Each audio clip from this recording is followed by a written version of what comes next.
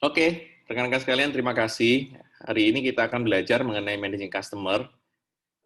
Dan model pertama yang saya ingin jelaskan itu adalah dari Profesor Milton Rockets, ya, yang kemudian membuat sebuah assessment atau survei yang terkenal sekali di dunia, namanya Rockets Value Survey. Ya, jadi ini karena sifatnya safari, jadi saya akan mulai dari tahun yang paling early, yang paling awal, gitu ya, penemuan daripada metode managing customer. Nanti sampai ke yang 10 kita akan lihat yang paling modern, ya, yang paling modern. Jadi memang Rockets value ini adalah diambil dari sebuah problem, yaitu apa sih motivasi si konsumen, gitu ya. Jadi adakah ya sesuatu yang mendorong atau memotivasi si konsumen atau a group, ya, a group. Jadi sebuah grup daripada orang-orang ini untuk mencapai satu kehidupan yang lebih baik. Ya, jadi dia terusik oleh karena sebenarnya orang ini mencari apa sih sebenarnya di dalam kehidupan, gitu ya. Jadi apa yang mereka ingin capai di dalam populasi itu, begitu. Nah, ini adalah problem statement-nya dari Profesor Milton Rockets ini. Nah, kemudian karena dia seorang social psychologist, ya, jadi tentunya dia mempelajari aspek-aspek psikologi daripada masyarakat, dan akhirnya dia melihat ada di dalam masyarakat itu ada values, ya, jadi ada nilai-nilai yang membentuk satu kelompok konsumen ini untuk mengejar sesuatu, begitu ya. Jadi kemudian dia nulis buku judulnya Beliefs, Attitudes, and Values tahun 68, kemudian dilanjutkan dengan The Nature of Human Values tahun 73, gitu ya. Jadi dia mengeksplor sebenarnya apa yang orang-orang itu mau, gitu. Nah, ini ada kaitannya dengan customer, oleh karena sebenarnya customer kita itu ingin sekali mendapatkan sesuatu, ya, atau mendapatkan value, ya, dari perusahaan kita itu, atau dari Anda, gitu. Ya, jadi makanya kenapa teori ini sangat penting sekali, sangat bagus sekali, model ini sangat keren sekali, oleh karena nanti kita akan lihat videonya, ya, penjelasan dari salah satu murid daripada Milton Rockets, ya. Dia seorang PhD dari Yale, jadi nanti kita akan dengarkan paling 2-3 menit. Jadi Rockets itu conclude, ya, dia memberikan konklusi bahwa ternyata di dalam diri manusia atau diri konsumen itu ada ranking, dia sebutnya individual ranking. Ya, nah ranking ini diambil dari values yang sudah terminal. Jadi terminal tuh, makna dari terminal itu adalah yang sudah tetap, ya, sudah hidup, yang sudah ada, ya, di dalam dirinya itu. Jadi ada rankingnya rupanya, gitu. Nah, ranking ini sebenarnya, ya kan, itu bisa dilihat sebagai sebuah tujuan hidup, gitu ya. Tujuan hidup. Jadi tujuan keberadaannya dia, gitu ya. Nah, jadi ketika kita bicara mengenai goals, ya, customer itu ada goals-nya. Ya, jadi misalnya contoh dia membeli shampoo, itu sebenarnya ada goals-nya, yaitu agar rambutnya itu tetap indah. Atau misalnya dia pakai tonik, misalnya hair tonic, agar rambutnya itu tetap sehat, misalnya itu. Jadi dia ada end goals-nya, ada tujuan akhirnya, gitu ya. Nah, tujuan akhir ini sebenarnya bisa dipetakan. Nah, menurut dia itu bisa dipetakan di dalam konteks survei sebenarnya. Nanti dia akan bikin surveinya, namanya Rockets Value Survey ini. Dan kemudian kalau kita lihat bahwa ketika bicara mengenai end goals ini, misalnya si customer ingin bahagia, ya, ingin hidup bahagia, atau ingin hidup lebih harmoni, atau hidup lebih bebas, misalnya gitu ya. Maka values-values itu sebenarnya di dalam masyarakat itu atau di dalam konsumen itu beragam-ragam. Ya, jadi keragamannya terjadi oleh karena apa? Karena memang mungkin beda budaya, gitu ya, beda orang-orang, beda kepercayaan, beda sikap, gitu ya. Nah, sehingga untuk mencapai nilai-nilai yang kita sebut dengan end goal atau sasaran akhir itu dibutuhkan instrumental values. Nah, ini ada di poin yang ketiga ya, instrumental values. Jadi instrumental values itu adalah salah satu cara ya untuk mencapai kebahagiaan misalnya, mencapai harmoni misalnya ya, mencapai kebebasan misalnya.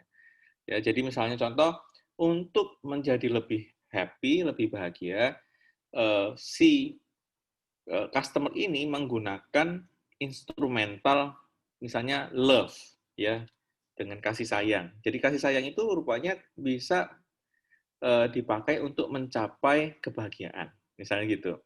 Atau misalnya harmoni gitu ya. Instrumental values-nya bisa jadi berkaitan dengan intelektual gitu ya. Jadi semakin masyarakat itu semakin pinter atau semakin intelek, semakin harmoni mereka. Seperti itu. Oleh karena apa? Karena mereka bisa menyadari keragaman perbedaan yang ada di masyarakat, gitu ya.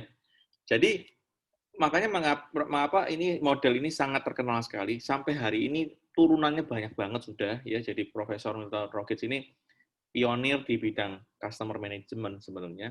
Dan dia akhirnya menemukan bahwa ada 18 terminal dan 18 instrumental values, gitu ya. Nah, ini adalah salah satu muridnya, dia akan menjelaskan mengenai yang disebut dengan terminal atau intrinsik sebetulnya. Intrinsik, jadi terminal itu intrinsik. Intrinsik itu sesuatu yang ada di dalam, sudah ada di dalam, ya sudah melekat gitu. Nanti ada yang disebut dengan ekstrinsik, ya ekstrinsik itu adalah instrumentalnya, gitu ya, alatnya untuk mencapai apa yang sudah ada di dalam itu, gitu ya.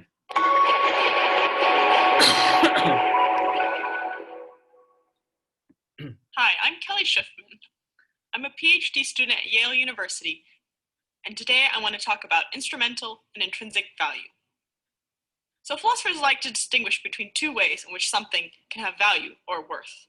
Something has intrinsic value when we value it simply for its own sake. For example, friendship or love, wisdom, pleasure, beauty, or health. Take friendship, for example.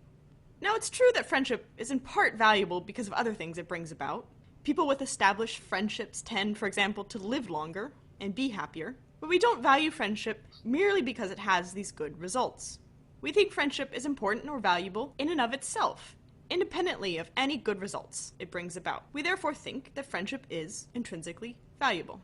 Something, in contrast, has instrumental value when we value it not for its own sake, but rather because it helps us to get something else that we do value for its own sake. In other words, something has instrumental value when it serves as a means to some end that we value in and of itself. Money, for example, has mere instrumental value. No one wants money just for the sake of having money, I suppose, unless you're a coin collector.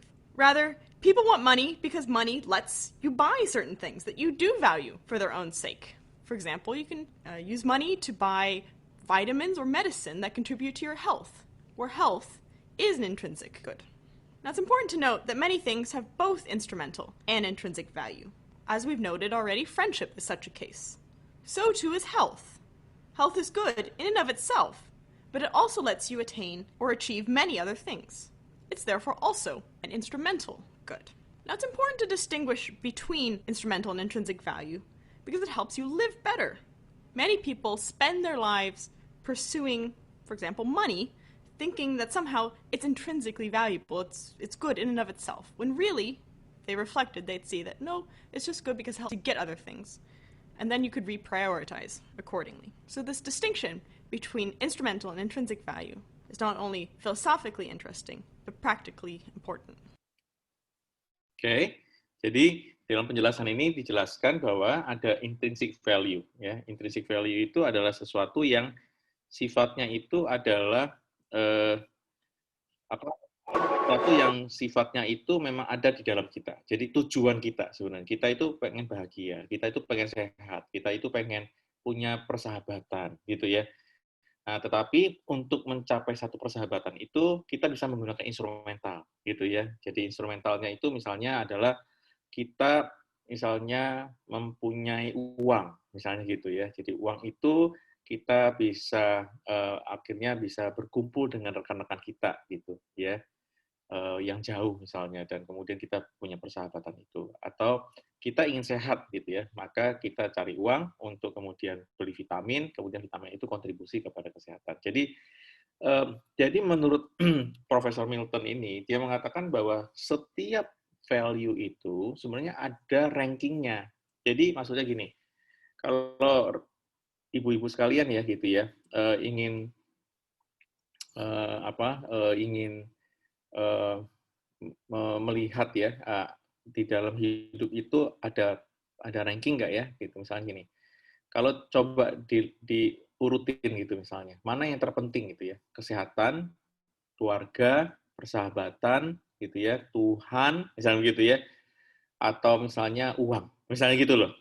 Nah, jadi ketika rekan-rekan ada 5 aspek itu, pasti kemudian Anda meranking tuh, gitu ya. Artinya menempatkan elemen atau end goals yang tadi ada 5 end goals itu ke dalam bentuk prioritas gitu ya. Prioritas 1, 2, 3, 4, 5. Betul ya? Jadi ada yang mengatakan oke, yang nomor 1 adalah Tuhan misalnya gitu. Yang kedua itu adalah duit, uang. Ketiga itu adalah keluarga, ya kan? Yang keempat itu adalah apa gitu. Jadi itu namanya ranking ya. Nah, jadi dalam studi ini sebenarnya kenapa kita perlu tahu ranking-ranking ini di konsumen kita? Dengan demikian kita bisa menawarkan sebenarnya ya, menawarkan atau memberikan values kepada konsumen kita sehingga mereka akan menjadi loyal dengan kita. Nah, jadi ini aspek praktisnya gitu ya. Nah, jadi memang di dalam hal ini memang ada banyak sekali penelitian-penelitian yang dilakukan yang melanjutkan dari penelitian daripada Profesor Milton ini. Misalnya Profesor Shalom Schwartz ini ya, dia mengeksplor lagi gitu ya tentang universal values ya, jadi value-value yang universal. Nah, value kalau di Profesor Milton, value itu sangat sangat dipengaruhi oleh budaya setempat, dia kepercayaan setempat begitu ya, sangat dipengaruhi. Nah, sedangkan Profesor Shalom ya dia lebih Shalom ini dia lebih lihat kepada universal values-nya. Nah, di dalam hal ini Profesor Schwartz ini atau Shalom Schwartz ini dia conclude gitu ya dari hasil pengembangan penelitian dari Profesor Milton Rockets ini, dia mengatakan ada 10 tipe universal values. Jadi universal values ini maksudnya adalah values ini ada di semua budaya, ya, ada di semua kalangan masyarakat. Satu adalah achievement, dia bilang bahwa setiap manusia itu pasti ingin mendapatkan sesuatu, ingin uh, punya prestasi tertentu, begitu ya. Jadi ada achievement gitu. Yang kedua adalah benevolence. Benevolence ini adalah satu sikap murah hati gitu ya. Jadi murah hati, sikap yang membantu orang gitu. Itu ada di semua budaya. Kemudian conformity gitu ya. Conformity itu adalah salah satu values yang ingin menjadi sama dengan orang-orang di sekitarnya gitu ya. Jadi menjadi sama itu bukan iri-irian ya. Jadi ini bukan iri-irian. Jadi bukannya tetangga kita ada iPhone ya kita pengen iPhone, bukan begitu. Tetapi conformity itu artinya bahwa masyarakat berbuat baik ya kita ingin juga berbuat baik gitu. Nah, hedonism ini juga ada di semua budaya. Jadi di dalam semua budaya ada satu values yang kita sebut dengan ingin menikmati hidup ya. Hedonisme itu kan istilahnya tuh menikmati hidup sebenarnya ya. Cuman salah artikan jadi negatif banget, tapi sebenarnya hedonisme itu adalah salah satu cara untuk menikmati hidup. Kemudian power, ini semua budaya ada power, jadi ada semua orang ingin mendapatkan kekuatan atau otoritas begitu ya di dalam kehidupannya. Jadi mereka ingin berkuasa. Kemudian ada security, jadi ada rasa aman, ada self directions ya ingin menentukan nasibnya sendiri begitu. Ada stimulations gitu ya, adalah rangsangan ya. Jadi mereka hidup itu karena ada rangsangannya. Misalnya contoh, kamu mau sehat nggak? Minum vitamin. Nah, itu gitu ya. Jadi ada rangsangannya. Kemudian traditions ya. Jadi ada tradisi-tradisi dan terakhir adalah universalism ya. Jadi dan budaya-budaya itu mereka melihat bahwa sebenarnya dunia ini ada kesamaannya gitu ya, ada kesamaannya. Misalnya contoh tentang kemanusiaan misalnya gitu ya. Nah, nilai-nilai kemanusiaan gitu. Makanya ada komisi HAM, ya, komisi HAM. Jadi HAM itu adalah universalism sebenarnya. Jadi hak asasi manusia. Nah, the SWOT SIM ini dipakai sebagai basis ya daripada value approach ya, jadi skema nilai gitu ya. Nah, kalau di dalam keseharian ya ini bisa dipakai sebagai alat untuk apa ya, beriklan sebenarnya, untuk berkomunikasi kepada pasar. Jadi ada salah satu advertising agency yang besar sekali namanya Young and Rubicam. Ini besar sekali, dengan sekali ini mungkin Big Ten gitu ya di dunia, 10 besar dunia di advertising ya, di periklanan. Nah, mereka berdasarkan teori ini mereka membentuk satu satu metode berkomunikasi namanya cross cultural consumer characterization. Jadi 4C ini. Nah, jadi ini adalah pendekatan model komunikasi dengan pendekatan psikologi, ya, kemudian menempatkan konsumen-konsumen itu dalam 7 karakter grup, ya, 7 karakter grup. Jadi ada 7 motivasi sebenarnya menurut yang Andrew Bigham. Satu adalah survival. Jadi ada kelompok orang itu yang sebenarnya hidup itu ingin survive, ya, hidup itu ingin bertahan gitu. Ada yang escapism, ya, escapism ini adalah orang-orang yang punya motivasi untuk meninggalkan ya hal-hal yang mereka tidak sukai, mereka ingin menjadi yang lebih baik. Ada yang security, rasa aman, ya semua orang ingin rasa amannya. Beli beli sapi Anda juga, ya kan? Mereka akan lihat ini dari sapi dari mana nih gitu ya. Anda harus menjelaskan agar mereka secure ya. Apalagi hari ini corona gitu ya. Semua restoran kalau dimasukin agak ragu-ragu kan kita ya gitu kalau bukan restoran yang benar-benar bagus. Nah, tapi kayak yang bagus-bagus kan mahal ya, Bapak Ibu ya, ibu-ibu sekalian ya. Jadi pada akhirnya selalu mencari yang teraman gitu ya. Makanya pendekatan sertifikasi nanti ya. Dan setelah itu status ya, kontrol, ada yang juga discovery, jadi ada kelompok orang tuh yang mencari-cari yang baru gitu ya. Dan ada yang enlightenment. Enlightenment itu adalah orang-orang yang ingin dicerahkan atau ingin diinspirasikan begitu ya. Jadi kombinasi daripada segmen-segmen ini ya, segmen psikologi ini kalau kemudian didata ya, nanti ini akan menjadi salah satu analisa sikap hidup, analisa kebiasaan gitu ya, sehingga nanti kita akan bisa men-trigger orang itu untuk membeli produk kita dengan cara menjelaskan tentang apa yang memotivasi mereka gitu ya. Jadi misalnya tentang security tadi ya, kalau Anda jualan sapi maka Anda harus mencantumkan misalnya logo halal misalnya gitu. Nah, logo halal itu adalah security ya, jadi ada rasa amannya. Jadi itu contoh-contoh yang praktis yang saya bisa berikan kepada rekan-rekan. Nah, jadi hasil daripada model ini sebenarnya adalah klasifikasi daripada terminal dan instrumental values ya, tadi dijelaskan oleh muridnya tadi ya, dan di sana kita akan bisa melihat bahwa klasifikasi itu bisa untuk konsumen, bisa untuk karyawan, bisa untuk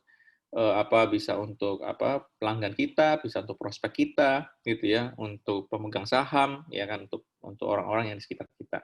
Jadi in marketing, the result of the value survey ini typically serve as input for a means and analysis. Jadi maksudnya di dalam pemasaran kita akhirnya bisa menemukan instrumental values-nya. Jadi apa saja yang mereka pakai untuk mencapai end goals tadi, mencapai kebahagiaan tadi, mencapai kebebasan tadi. Itu caranya bagaimana? Nanti ada ininya, ada list-nya begitu berdasarkan survei ini, dan akhirnya kita bisa menggunakannya ini untuk membahasakannya di dalam pemasaran. Jadi nanti di brosur, misalnya di iklan, itu ada gambar-gambar tentang orang happy misalnya, kemudian kita bilang bahwa apakah kamu ingin bahagia di dalam hidup ini, ya kan? Maka Anda harus melakukan ini. Nah, melakukan ini tuh yang disebut dengan instrumental values, gitu ya. Jadi itu yang bisa dilakukan secara praktis. Jadi ada beberapa kritik juga ya yang saya dapatkan juga tentang teori ini, tentang model ini, yaitu bahwa memang karena ini pendekatannya sangat psikologis gitu ya, maka instrumental yang dibuat itu memang benar-benar bagus ya. Jadi survei yang dilakukan atau list atau kuesioner yang ada di survei ini sangat-sangat bagus sekali. Jadi banyak yang mendukung, banyak yang senang, yang banyak yang kemudian menghargai hasil risetnya Profesor Milton ini. Nah, tetapi ada juga yang mengkritik gitu ya. Kenapa? Karena sebenarnya ketika kita survei, orang-orang itu sebenarnya juga ya bingung ya bagaimana merankingnya, karena semua kayaknya sama-sama penting. Ya, misalnya contoh tadi ya, mana yang lebih penting? Tuhan, uang, keluarga, kesehatan, misalnya, pekerjaan. Kalau kita bingung merankingnya, kenapa? Karena seakan-akan lima-limanya itu penting, sama pentingnya buat kita, gitu ya. Jadi kita kadang-kadang kayak bingung aja kok di ranking gitu ya, seperti itu. Nah, jadi itu kritiknya. Ya, jadi kritiknya seperti itu. Jadi kita menyadari bahwa memang ini model yang terus dikembangkan gitu ya. Nah, ini adalah buku-bukunya. Jika rekan-rekan ingin mendalami, Anda bisa membaca bukunya ini. Nah, terakhir saya lihat ada terbitan dari Swatch ini tahun 2006 ya, Value Orientations. Ya, silakan saja kalau rekan-rekan ingin membacanya ya. Oke. Yang kedua itu adalah consumer behavior. Ya, consumer behavior ini suatu teori yang sampai hari ini terus dikembangkan dan sangat populer sekali, bahkan sampai ada mata kuliahnya tentang consumer behavior, dan saya pikir ini sesuatu yang menarik. Gitu ya. Jadi memang dalam hal ini, kalau kita perhatikan bahwa ketika kedua profesor ini gitu ya, ketika John Howard sama Jagdish Sheth ini ya mulai meneliti tentang consumer, dia memulainya dari satu problem statement bahwa sebenarnya konsumen itu kalau ngambil keputusan tuh seperti apa sih gitu ya. Jadi bagaimana proses pengambilan keputusan? Jadi misalnya contoh dia ingin membeli sesuatu, itu bagaimana prosesnya? Nah, sehingga dari sini kemudian mereka menulis buku judulnya The Theory of Buyer Behavior. Nah, ini keren banget loh sebenarnya bukunya. Walaupun tahun 69, tetapi ini pionir banget ya di dalam consumer behavior. Jadi saya memang akan memberikan rekan-rekan teori atau model yang paling keren, yang paling bagus, world class lah, kelas dunia, gitu ya. Kenapa? Karena penting banget untuk tahu asal-usul daripada ilmu kan sebenarnya. Jadi kita lihat bahwa sampai disebutnya cornerstone ya. Jadi ini adalah benar-benar buku yang sangat sangat menjadi acuan gitu ya. Nah, di dalam buku ini si penulis ini ada dua orang ini, dia menulis tentang 4 komponen utama ya di dalam buying behavior atau perilaku membelinya konsumen. Yaitu pertama adalah stimuli ya. Jadi ternyata orang itu kalau membeli itu ada dorongannya. Misalnya ada promosi, ada diskon gitu ya. Atau ada sesuatu yang lebih intrinsik, misalnya barang ini bisa membuat saya sehat ya. Saya membeli ini karena bisa membuat saya lebih bahagia. Nah, gitu ya. Jadi itu. Kedua adalah perception. Jadi ada orang membeli itu karena dia ingin dipersepsikan oleh barang itu ya kan kepada satu end goals tertentu. Misalnya contoh, saya beli iPhone misalnya. Oleh karena iPhone itu bisa memberikan saya persepsi bahwa saya memang orang kaya gitu. Saya itu orang yang berada gitu. Saya itu ada duit. Kira-kira gitulah ya kan. Persepsi. Nah, itu kemudian yang ketiga itu learning. Ya, learning. Jadi ini belajar. Jadi ada motivasi orang itu kalau membeli sesuatu itu karena dia ingin belajar, ya, ingin belajar. Yang keempat adalah output, ya. Jadi output itu adalah orang membeli sesuatu itu karena ingin dipakai untuk mendapatkan sesuatu yang lain, gitu ya. Jadi misalnya saya membeli mesin untuk kemudian menghasilkan produk-produk, misalnya seperti itu. Jadi itu yang kemudian dia dia keluarkan, dan dari situ Howard dan Sheth ini kemudian menyarankan ada 3 level cara untuk menyelesaikan masalah-masalah yang berkaitan dengan stimuli, perception, learning, and output gitu ya. Yaitu ada 3 level ini, yaitu satu adalah extensive problem solving. Jadi ketika si pembeli ini mendapatkan informasi yang sedikit tentang merek kalian gitu ya, dan dia tidak tahu ini sebenarnya apa sih gitu. Nah, itu extensive problem solving itu maksudnya adalah benar-benar Anda itu memberikan beragam pengetahuan ya, beragam cara agar si konsumen itu bisa memecahkan masalah itu. Ya, dan kedua itu limited problem solving, ketika pilihan-pilihan kriteria itu sudah ada ya, tetapi si pembelinya itu tidak bisa mutusin, gitu ya. Jadi misalnya kita menjual 2 vitamin, gitu ya, vitamin yang satu C, yang satu adalah B, ya, dua-duanya diperlukan, gitu. Nah, kemudian dia nggak bisa decide, nggak bisa mutusin, ini mau beli vitamin C atau vitamin B. Nah, itu kemudian dikasih kriteria tuh, ya, jadi vitamin C itu adalah 1, 2, 3, 4, vitamin B itu adalah 1, 2, 3, 4. Nah, kemudian kamu putusin, gitu ya, jadi kayak gitu maksudnya. Dan yang ketiga itu adalah routine response, jadi ketika si buyer itu tahu apa yang disebut dengan kriteria itu dia tahu, ya, jadi dia tahu bagaimana memilih, dan kemudian dia juga tahu bahwa merek tertentu itu lebih lebih baik, misalnya begitu ya. Jadi ini adalah routine response, ya gitu ya. Jadi ini ada 3 level daripada problem solving yang diusulkan. Nah, jadi di dalam model ini mereka berusaha untuk menjelaskan bahwa perilaku memilih satu merek ya secara terus-menerus itu sebenarnya terjadi pembelajaran. Jadi sebenarnya si pembeli itu belajar terus, ya. Jadi ketika Anda jualan daging sapi, belum tentu belum tentu dia akan beli lagi, kecuali Anda terus melakukan edukasi terhadap dia bahwa daging sapimu ini ada banyak ragam, daging sapimu ini banyak manfaat, terus ya. Sehingga dari eksklusif tadi dia bilang dari eksklusif dari sekedar cuma beli menjadi rutin dia gitu ya. Ini kenapa akhirnya ini dipakai oleh periklanan sebenarnya ya. Dia beriklan terus, beriklan terus, beriklan terus gitu ya.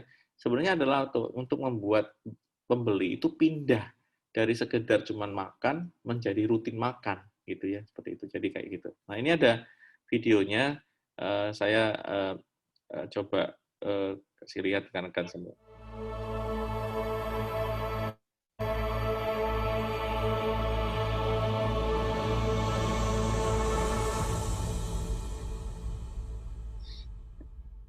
Introduction to consumer behavior. Maggi is an international brand of soups, instant noodles, etc. This brand was founded in 1890 and first launched in India in the early 1990s. Children, youngsters, and elders all love Maggi in India. This is due to its Indianized taste, varieties in which it can be cooked, and cooking time. After its 25 years journey in India, today Maggi is the most popular noodles brand amongst Indians. So why is it that some brands get the same positive response among most consumers while others like them don't? The reason is consumer behavior and its research. Consumer behavior consists of the actions that consumers take in regard to making decisions about purchasing various goods and services. Sarah goes to a departmental store near her house for the first time. She picks a bottle of vegetable oil. The salesman comes and tells her the benefits of newly launched olive oil. Finally, Sarah buys the olive oil. Now, what were the consumer behavior factors that made Sarah buy olive oil instead of the regular vegetable oil? Education, both formal and learning in general. As Sarah becomes more educated about her options, she chooses the better one. Social pressure, to fit in a group of choice, as in to be considered health conscious. Lifestyle, Sarah prefers a healthy lifestyle. As olive oil is said to be healthier, she bought it. Self-image, she wants to portray herself as a health-conscious person among her friends and society. Cultural factor, Sarah may have bought it due to the trend of cooking using olive oil.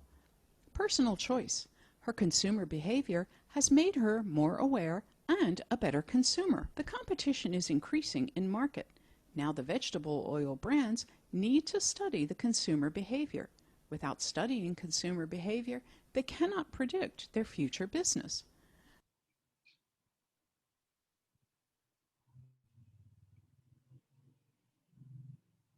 Ya, ya. Jadi consumer behavior itu penting banget oleh karena seperti tadi dalam contoh film tadi ya, ketika si Sarah itu ingin beli minyak sayur, kemudian tiba-tiba ada SPG mengatakan bahwa ya minyak sayur ini ada pengganti yang lebih sehat, yaitu namanya olive oil ya, minyak olive, minyak zaitun gitu ya, dan kemudian diterangkan, dijelaskan, semua Sarah tertarik dia beli gitu ya.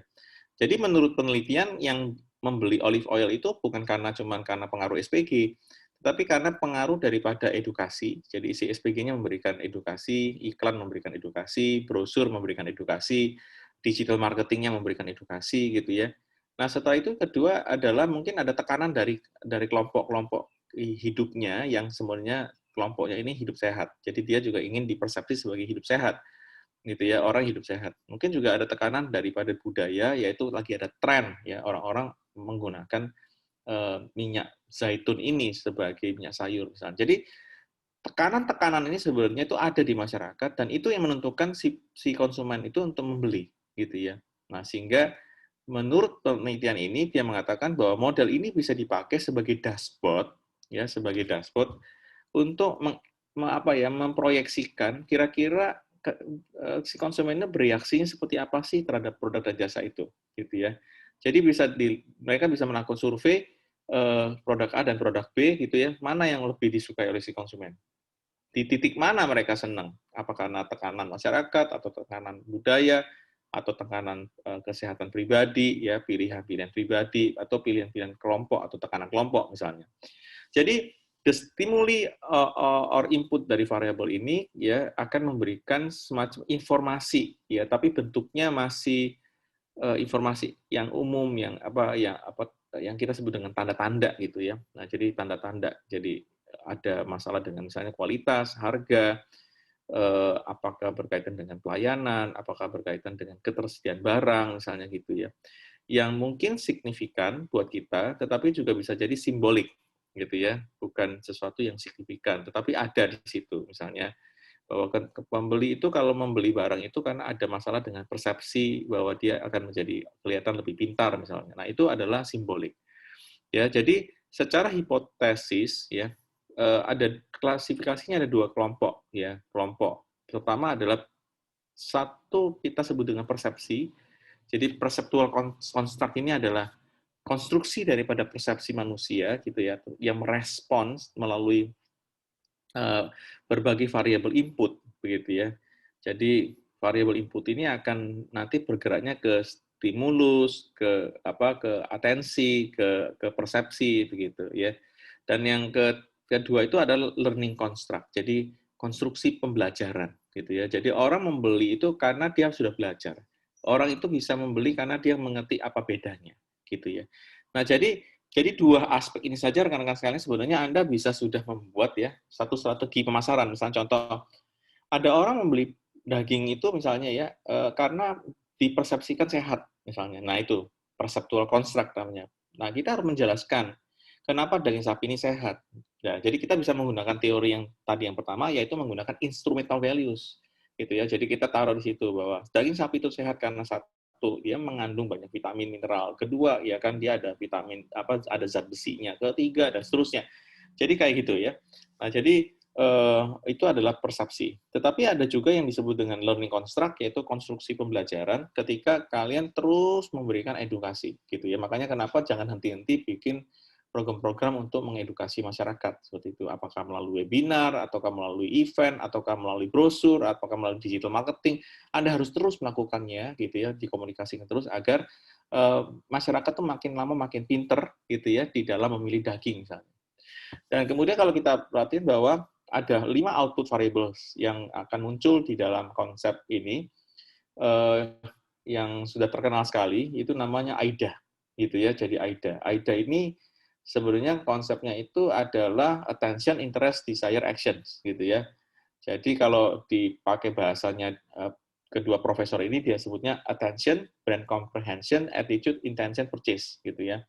Jadi AIDA ini adalah salah satu bentuk cara berpikir yang digunakan oleh para marketing communications atau komunikasi pemasaran ini untuk menjual. Jadi ketika membuat brosur, Anda boleh menggunakan AIDA misalnya, gitu ya, atau digital marketing Anda pakai AIDA, attention, interest, desire, dan actions, gitu ya.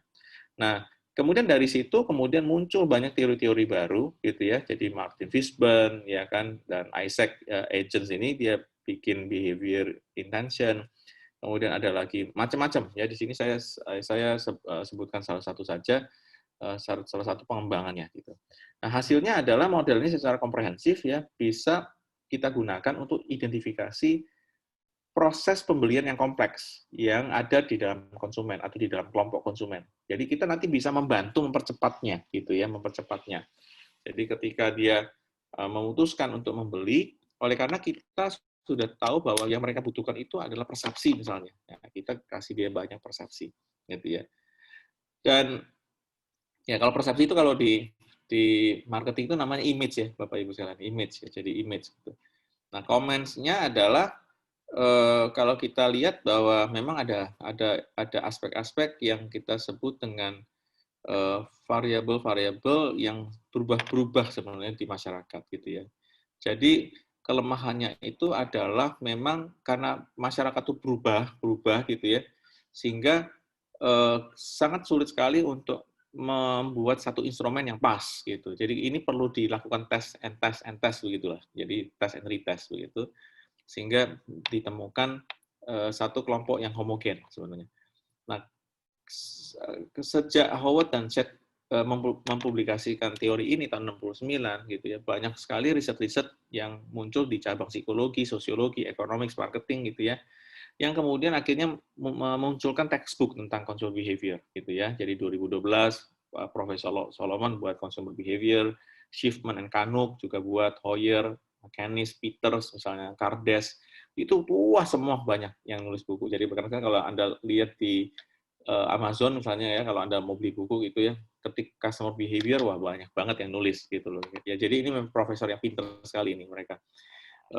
Sehingga banyak profesor lain akhirnya ikut gitu ya. Jadi, nah ini sesuatu yang kita sebut dengan bagaimana dengan behavior ini, dengan riset ini kita bisa memprediksi sebenarnya konsumen itu tingkah lakunya seperti apa gitu ya.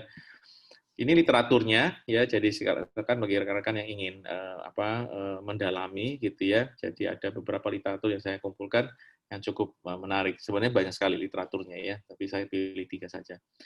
Nah, ini yang kedua. Yang ketiga itu adalah 3R gitu ya, 3R. Jadi 3R ini adalah berkaitan dengan retail, reputation, and relationship. Jadi ini adalah salah satu profesor yang juga menarik sekali perhatian saya gitu ya. Karena dia mengatakan bahwa problem statement-nya adalah bagaimana sih kita bisa melakukan pengukuran akan sebuah kebijakan marketing yang bisa berkelanjutan. Jadi dia merasa bahwa marketing itu sangat situasional, bukan gitu ya. Jadi dia merasa kayak adakah sesuatu yang bisa dibuat lebih sustainable ya atau lebih berkelanjutan gitu. Nah, tahun 87 dia karena dia seorang marketing profesor gitu ya. Jadi dia kemudian argue ya, berargumentasi bahwa 4P, teori 4P itu product, price, place, promotion. Jadi 4P, product, price, place, promotions itu sebenarnya sudah tidak lagi cukup untuk menjelaskan tentang marketing yang berkelanjutan. Jadi sustainable marketing. Jadi konsep marketing itu kalau hanya menggunakan 4P itu enggak kuat gitu. Jadi akhirnya dia mengatakan bahwa mestinya 4P itu diganti dengan 3R gitu ya. Nah, karena dia orang Belanda, maka dia menulis banyak sekali artikel tentang Belanda, dan akhirnya dia menulis sebuah artikel yang kemudian kalau di bahasa Inggris kan berjudul Retail and Wholesale, Reputations and Relationship, yang akhirnya menjadi 3R gitu ya. Jadi perdagangan itu ya tidak akan sustainable, tidak akan berkelanjutan kalau kita tidak mengelola ya reputasi perusahaan dan relasi konsumen gitu. Jadi dia mengatakan bukan 4P. Orang itu bukan hanya beli produk, bayar harga, lihat promosi kamu, kemudian lihat kamu ada di mana-mana, tetapi lebih kepada keberlanjutannya itu adalah karena reputasi dan relasi sebenarnya. Jadi ada orang yang beli barang karena harga, karena produk, tapi nggak loyal kan? Dia nggak setia sama merek itu, karena dia cuma beli karena masalah harga dan barang, atau ada promosi misalnya. Tetapi kalau dia akan langgeng, akan menjadi loyal, menjadi sustainable, menjadi berkelanjutan, oleh karena dia melihat ada relasi antara kamu dengan dia, gitu ya, dan melihat bahwa ada reputasi di dalam perusahaan itu. Nah, makanya kalau kita secara praktis kita melihat ini, maka pentingnya melakukan branding kan, pentingnya melakukan branding terhadap perusahaan Anda itu, merek Anda itu, ya menjadi branding yang lebih membangun reputasi. Jadi misalnya contoh sapi itu ya, daging sapi itu berarti ya kalau kita bicara daging sapi ya untuk membangun reputasi menjadi daging sapi terbaik ya kita sebut bahwa daging sapi kita ya asalnya dari Australia, bibitnya juga dari Australia gitu ya, dan itu digemukkan dengan metode-metode yang sangat baik, misalnya gitu loh. Jadi itu membangun reputasi bahwa daging itu daging sehat misalnya. Jadi idenya itu adalah si konsumen akan terus mendapatkan bombardir informasi kan, dia terus dapat informasi banyak dari kompetitor Anda, sehingga dia bisa saja terjadi dia tidak mau beli barang Anda karena merasa bahwa barang Anda tidak lagi relevan buat dia, ya karena ini hasil edukasi daripada kompetitor Anda. Makanya kenapa menurut daripada profesor ini ya Marinus Storm ini dia mengatakan bahwa mestinya harus ada kegiatan yang disebut dengan relasi ya.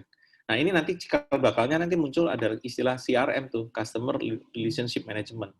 Ya ini adalah salah satu cikal bakalnya, ini teori utamanya nih sebenarnya gitu ya.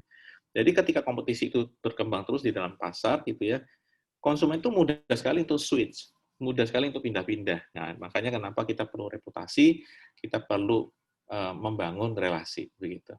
Nah, how to use the model? Model ini sebenarnya bisa dipakai sebagai framework untuk mengelola retail, mengelola reputasi dan mengelola relasi secara bersamaan gitu ya. Jadi ini memang modelnya sangat sangat komprehensif.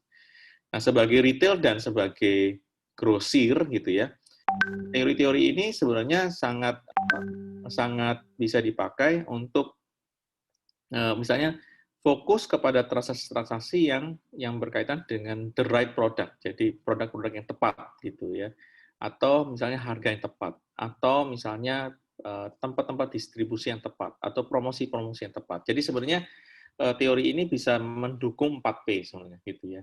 Nah, di dalam konteks reputasi ya, di dalam konteks reputasi ini sudah banyak sekali yang meneliti tentang bagaimana sebenarnya reputasi itu terbentuk gitu ya. Bahkan mereka mengatakan bahwa satu-satunya cara untuk menghadapi persaingan usaha itu adalah reputasi. Jadi kalau Anda punya reputasi, Anda bisa jual harga lebih mahal, Anda bisa mendapatkan pelanggan yang setia, Anda bisa menghindari jeratan ya, jeratan-jeratan hukum misalnya karena reputasi kamu gitu ya. Jadi ini sesuatu yang sangat menarik sekali.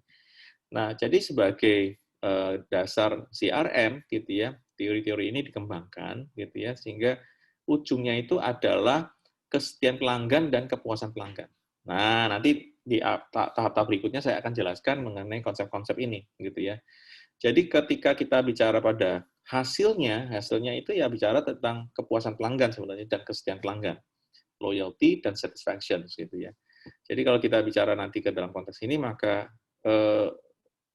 membangun model ini di dalam marketing strategi itu adalah ujungnya itu adalah membuat reputasi dan membuat relasi menjadi sangat kuat. Kritik atau saran terhadap model ini adalah karena model ini khusus dibentuk untuk marketing gitu ya, maka model ini hanya primarily serve as a framework in marketing strategy gitu ya. Jadi tidak bisa dipakai untuk yang lain-lain gitu ya. Kalau mau dipakai yang lain kita harus adjusting maksudnya gitu ya. Jadi ini hanya digunakan untuk marketing saja. Nah, ini literaturnya saya sudah beberapa saya ketemukan, bagus-bagus bukunya sih sebenarnya ya. Jadi saya juga kadang-kadang pengen koleksi gitu. Tapi ini buku-buku yang menarik sekali. Beberapa saya sudah lihat yang seperti itu di online dan ini sesuatu yang bagus sekali. Oke. Model yang keempat adalah strategic purchasing. Ya, jadi nanti selepas model 5 selesai saya boleh buka untuk tanya jawab ya. Jadi tolong dicatat saja apa yang Anda ingin tanya. Jadi ketika kita bicara pada strategic purchasing, jadi ini teori dari Peter Kraljic ya. Dia mengatakan bahwa sebenarnya ketika konsumen itu ingin membeli kepada salah satu toko misalnya, toko itu kan kemudian menyuplai ya, jadi dia minta supply kan dari bukan menyuplai sih, dia minta supply lah dari distributor misalnya. Nah, setiap kali ada proses seperti ini, si toko ini pasti ada risikonya. Kenapa? Karena si konsumen bilang, iya aku mau beli barang ini, kemudian si tokonya beli kepada suppliernya, ya kan dalam jumlah tertentu ternyata keinginan untuk membeli itu padam misalnya atau habis, kan berarti dead stock dong, ya. Jadi barangnya tiba-tiba menjadi dead stock, jadi stok mati. Nah, kayak gitu. Jadi dia akan membandingkan, teori ini akan membandingkan antara supply risk dan profit impact sebenarnya, gitu ya. Jadi ada 4 kategori produk di situ ya. Ada produk yang kita sebut dengan strategic items, gitu ya. Jadi produk ini produk yang paling penting, paling profit, gitu ya. Yang kita harus ada, nggak boleh nggak ada. Itu harus ada di toko kita, gitu, misalnya gitu ya. Nah, tapi yang paling jelek itu ya non-critical, gitu ya. Jadi produk itu nggak dibutuhkan oleh si pelanggan, tetapi bisa ada needs di situ ya, ada wants di situ. Nah, yang berikutnya adalah ada yang kita sebut dengan leverage. Jadi barang ini mulai laku, mulai tren gitu naik. Kemudian kalau yang bottleneck berarti barangnya itu laku tapi stoknya kurang banyak gitu loh, kira-kira gitu ya, kurang banyak. Jadi problem statement-nya adalah apa sih yang membuat perusahaan itu membeli, gitu ya?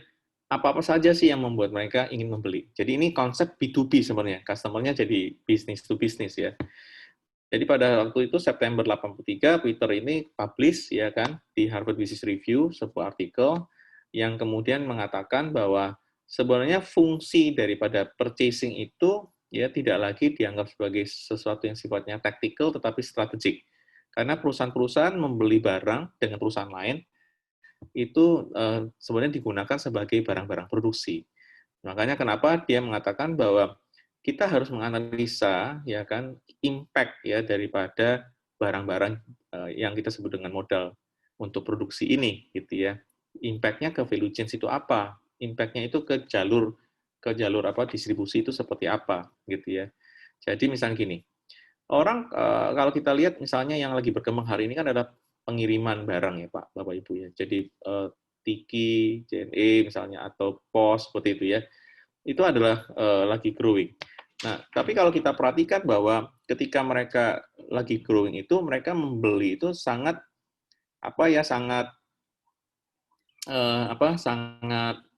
membutuhkan kendaraan kan. Nah, ketika mereka membeli kendaraan tuh banyak pilihan kendaraan tuh. Ya, ada merek A, B, C gitu. Nah, ketika mereka ingin membeli A dan B dan C ini kan bingung kan. Kenapa? Karena kadang-kadang di dalam tataran brosur atau tataran informasi mirip-mirip itu sebenarnya. Nah, ini mereka membutuhkan analisa artinya ya. Mereka mau beli merek A, B atau C gitu. Nah, ini sangat tergantung kepada apa? Kepada supply risk-nya atau impact terhadap profit-nya. Ya, jadi misalnya saya beli mobil A ya kan dengan perhitungan tertentu gitu ya. Dengan harapan bahwa mobil ini, kendaraan ini bisa memberikan profit yang lebih besar kepada perusahaan. Tetapi ternyata spare part-nya jarang-jarang ada. Nah, itu kan supply risk, gitu ya, supply risk. Jadi ada risikonya. Jadi hal seperti itu yang mereka akhirnya merasa ini penting sekali untuk di assess ya atau di measure atau diukur gitu ya tentang risikonya. Ini ada satu video.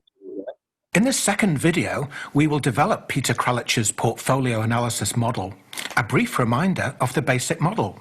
Kralich suggested different strategies are needed for different categories, dependent upon 2 key dimensions, business impact and supply market complexity. Even today, you will hear advocates of supply-based consolidation or leverage advocate the universal application of these tactics across the entire spend portfolio. It reminds me of the old adage, if the only tool that you have is a hammer, then every problem becomes a nail. Such outdated thinking shows that even though Kralich's ideas are nearly 30 years old, they have as much relevance today as when they were first published in 1983. Kralich suggested that each quadrant in the portfolio warranted different strategies, and the same tactic was not appropriate in each quadrant.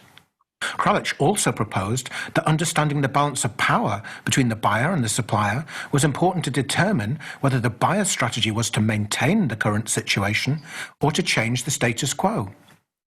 The balance of power is the net dependence of one party on the other. Kralich suggested a number of criteria were needed to understand which party enjoyed the balance of power. The buyer will be strong when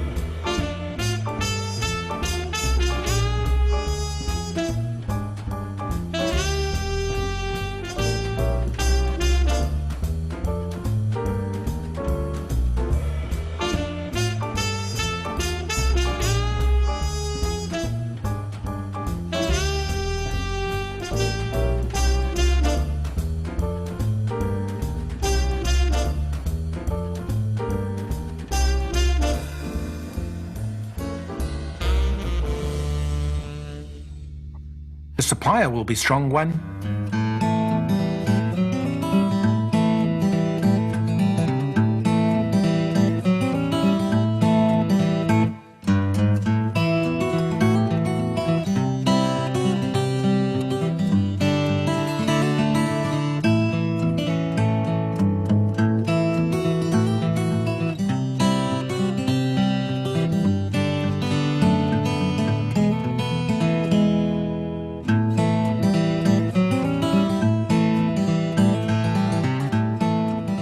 In this video, we will explore strategies for the non-critical and bottleneck quadrants, and we will link the recommended strategies to the balance of power between the parties.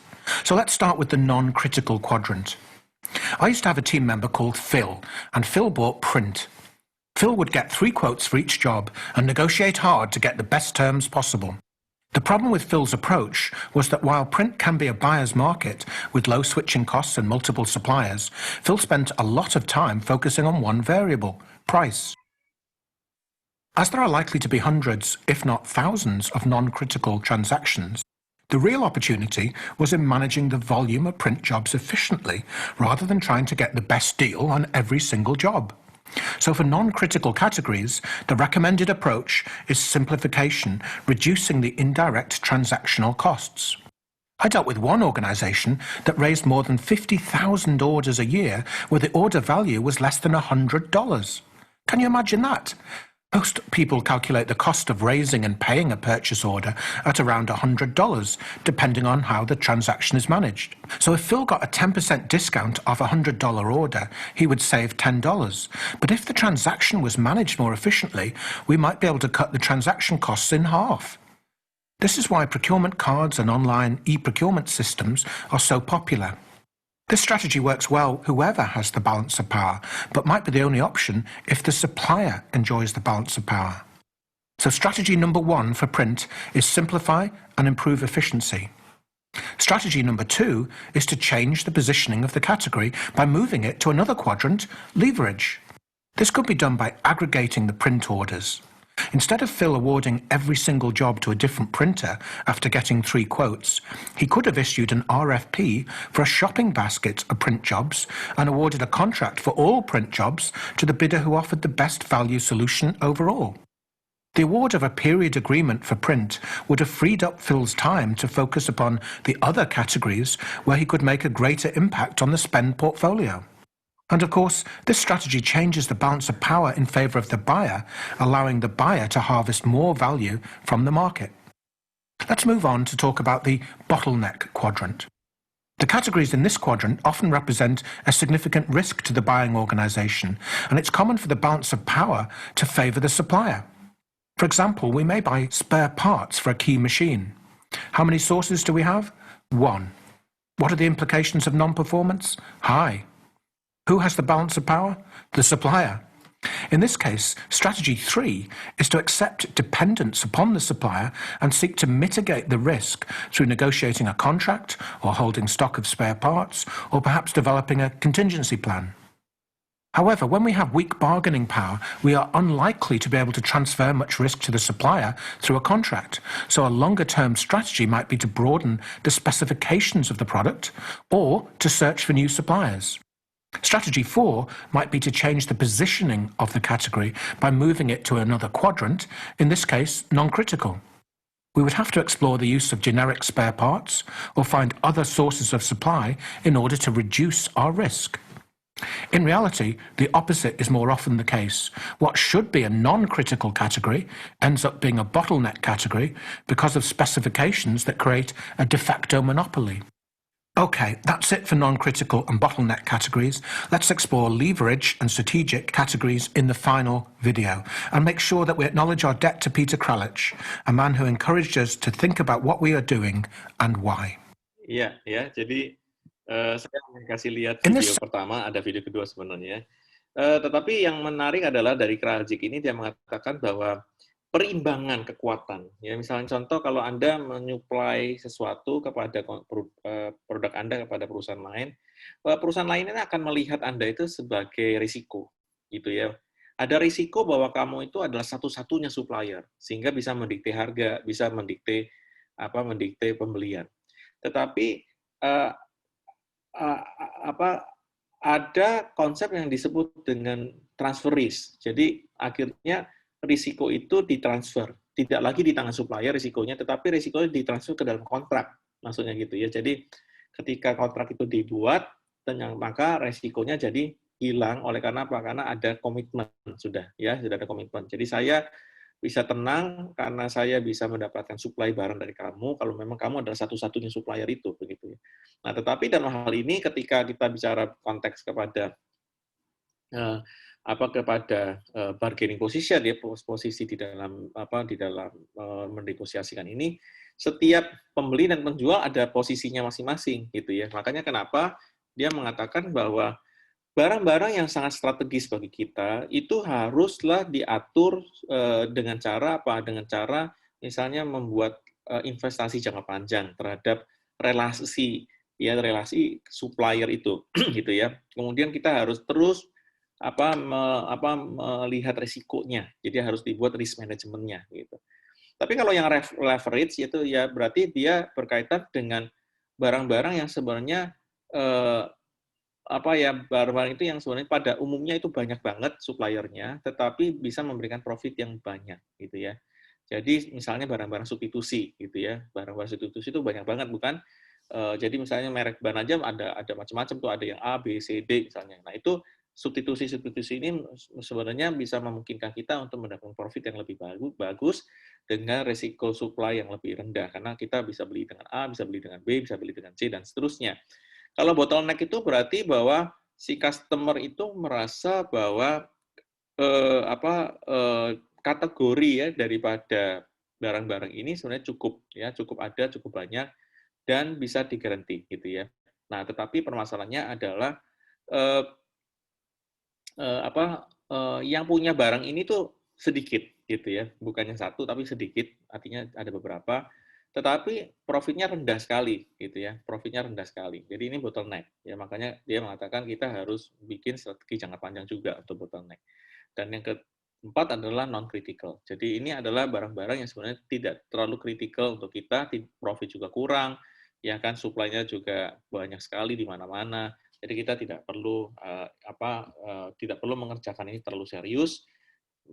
Justru mereka minta buatin si Kraljic ini minta dibuatin standarisasi saja sehingga begitu memenuhi standarisasi itu ya sudah ya nggak usah lagi tawar menawar, pasti dibeli atau pasti disuplai gitu ya. Jadi hasilnya ini menyebabkan bahwa decision making daripada konsumen ya daripada perusahaan itu di dalam mengambil keputusan menjadi semakin cepat gitu ya, semakin cepat sehingga muncul istilah outsource, insource, co-source dan multi-source gitu ya. Jadi muncul 3 istilah begitu ya. Jadi outsource, insource, dan co-source. Jadi ketika kita bicara pada konteks ini, maka semua model procurement hari ini sebenarnya asal mulanya ya dari metode Kraljic ini, gitu ya. Jadi Kraljic ini mengatakan bahwa dia bisa membagi ya risiko itu berdasarkan 4 kuadran tadi. Nah, komen-komen yang ada di dalam yang saya pernah lihat, saya baca itu adalah memang banyak sekali metode supply chain. Jadi nanti si model Kraljic ini nanti dikenalnya sebagai supply chain management sebenarnya, gitu ya. Jadi mereka bikin banyak sekali aspek itu guideline, tetapi sebenarnya mengacu tetap pada matriks yang dibuat oleh Kraljic ini. Dan kemudian kalau kita bicara kepada aspek hari ini kan ada internet, gitu ya. Maka procurement itu menjadi sangat efektif. Jadi kadang-kadang tadi ya ada risiko mengenai supply-nya tidak bisa didapat dengan cepat atau karena yang punya barang cuma satu. Nah, sejak ada internet yang punya barang jadi banyak di mana-mana gitu ya. Jadi makanya kenapa kritiknya itu adalah model ini memang perlu dikembangkan lagi terutama yang berkaitan dengan risiko supply ya. Karena kenapa? Karena internet membantu kita untuk mencari barang-barang yang sejenis di banyak tempat gitu ya. Nah, ini adalah teorinya, bukunya, dan kemudian hasil penelitiannya, dan seterusnya. Ini Anda bisa pelajari baik-baik. Oke. Model terakhir yang saya ingin jelaskan adalah Total Perceived Service Quality. Nah, ini juga menarik ini ya. Ini nanti Profesor Christian, profesor dari Grunrus ini, ya, nanti akan banyak sekali pengembangannya, sampai terakhir itu yang terkenal itu adalah service quality ya, dari para suraman dari Texas gitu ya. Jadi kalau kita lihat dari perceived quality itu sendiri, jadi maksudnya perceived quality itu adalah satu persepsi terhadap kualitas barang atau jasa. Jadi setiap jasa atau barang itu ketika kita lihat dari packaging-nya, dari harganya, dari fungsinya, itu pasti ada, atau dari supplier-nya, kita langsung tahu itu ada sesuatu yang kita sebut kualitas gitu ya. Nah, kualitas itu bisa beranking, sebenarnya ada rankingnya. Jadi pertanyaan daripada Profesor Christian Drusos ini adalah bagaimana sih organisasi bisa menang di dalam kompetisi-kompetisi yang sifatnya service gitu ya. Jadi bukan barang, tapi jasa. Jadi persaingan di dalam jasa. Jadi dia adalah first academic authors ya, jadi yang pionir ya, yang kemudian melakukan penelitian terhadap persepsi daripada quality gitu, persepsi daripada kualitas gitu. Nah, kemudian total perceived service quality modelnya ini menjadi makin dipakai di mana-mana, oleh karena memang model ini sangat komprehensif begitu ya. Dan Grunrus ini akhirnya membuat 3 dimensi ya service quality, yaitu technical, functional, dan image. Jadi dia mengatakan bahwa yang menjadi service itu dianggap berkualitas oleh karena secara teknikal memang bagus, secara fungsional memang berguna dan dipakai oleh masyarakat, dan image-nya itu memang bagus. Nah, makanya dia sebut image ini adalah filter ya daripada service quality perceptions.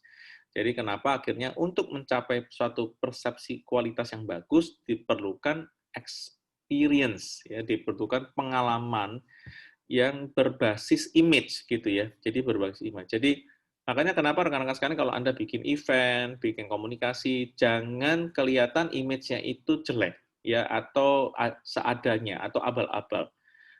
Misalnya contoh kalau di digital marketing itu Anda harus punya foto yang berkualitas. Jadi kalau mau foto daging itu yang harus berkualitas, karena itu image itu akan menentukan kualitas. Ya kira-kira gitu ya. Jadi image itu filter gitu ya, filter terhadap kualitas. Jadi beda dengan expected. Kalau expected itu bukan persepsi, expected itu berarti dia pakai. Jadi waktu dia makan daging Anda itu dia bilang, oh enak, empuk ya, dan macam. Nah itu adalah yang disebut dengan experience yang bersifat expected. Jadi dia membeli daging Anda yang mahal misalnya, dan mengharapkan bahwa daging itu memberikan dia rasa empuk, rasa enak, rasa apa.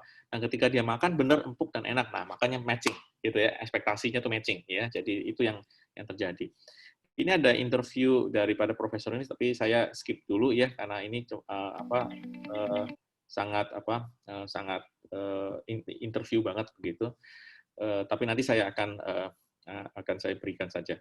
Jadi ini how to use the model gitu ya. Jadi Grunrus ini identifikasinya ada 6 rules of service. Jadi ada 6 model gitu ya di dalam service. Pertama adalah customer perceive service quality drives profit. Jadi ketika si konsumen ini melihat barang ini bagus, image-nya bagus, positif, pasti dia beli. Dan beli itu meningkatkan profit. Kedua, di dalam pengambilan keputusan itu selalu, ya kalau bisa itu organisasi itu kalau ingin memuaskan pelanggan itu atau meningkatkan persepsi kualitas kepada pelanggan itu, harusnya desentralisasi gitu ya. Jadi konsumen harus makin dekat sama kamu, makin cepat berhubungan dengan kamu, ya. Jadi bukannya makin jauh, gitu ya. Makanya Anda harus sediakan email, telepon, ya kan, call centers, apapun itu agar sosial media misalnya, agar mereka dekat dengan kamu, gitu. Dan yang ketiga itu bahwa organisasi harus disusun, dibuat strukturnya dan fungsinya itu.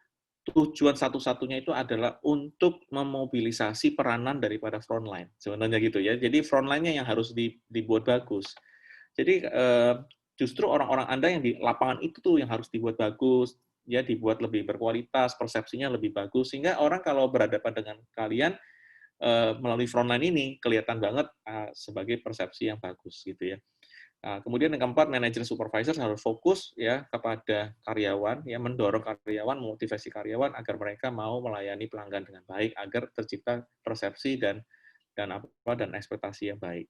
Kemudian yang kelima itu adalah bagaimana bisa menghasilkan suatu perceived quality ya melalui reward system, gitu ya, melalui sistem. Jadi ketika si customer-nya itu ya membeli produk ada reward-nya sehingga dia merasa oh ya makin positif begitu ya, atau si karyawan yang melayani pelanggan Anda tapi dia sangat bagus sekali, nah, itu dikasih reward sehingga si karyawan ini mau melayani lebih baik lagi. Kira-kira gitu ya. Dan yang terakhir adalah customer satisfaction, ya, kepuasan pelanggan. Jadi rekan-rekan sekalian, kalau kita bicara hasilnya, memang service quality ini selalu menjadi topik di service marketing di mana-mana, bahkan ada bukunya. Saya pernah bertemu dengan Profesor almarhum ya, Lovelock, ya, dan dia yang menulis buku textbook di Eropa ya berkaitan dengan ini. Ya tentunya service quality ini atau service management ini memang makin banyak cabangnya. Jadi Anda bisa belajar. Tetapi the fathers of ya, jadi pionir ya daripada teori tentang perceived quality ini adalah Grundrose ini. Ya, jadi dia mengatakan bahwa memang ada aspek technical, functional, dan experience dan expected gitu ya yang perlu kita berikan kepada konsumen agar mereka mau membeli terus dengan kita. Comments ya berkaitan ini bahwa memang basic ideas-nya itu adalah service quality harus dikomunikasikan antara technical dan emotional. Jadi jangan sampai hanya image stop. Jadi misalkan kita bilang itu produk kita bagus ya, packaging-nya bagus ya kan, harganya juga bagus, tapi begitu dimakan ternyata tidak bagus, tidak sesuai ekspektasi. Nah, ini tidak akan terjadi persepsi quality menurut dari Grundrose ini. Dan variabel daripada model ini berkembang terus ya sampai ada American Servworld Model gitu ya yang disebut dengan quality of service yang dikembangkan oleh para suraman gitu ya. Kemudian ada juga Rutter gitu yang dikembangkan sama para suraman juga. Dan kemudian ada juga yang mengembangkan lagi di konteks-konteks yang disebut dengan serve wall gitu ya. Jadi banyak sekali yang bisa kita pelajari dari service quality ini. Ya, jadi rekan-rekan sekalian Anda bisa mendalaminya service quality ini dengan buku-buku yang saya sajikan ya. Jadi demikian untuk sesi yang pertama ini ya, saya akan stop rekaman kita dan mari kita bertanya jawab.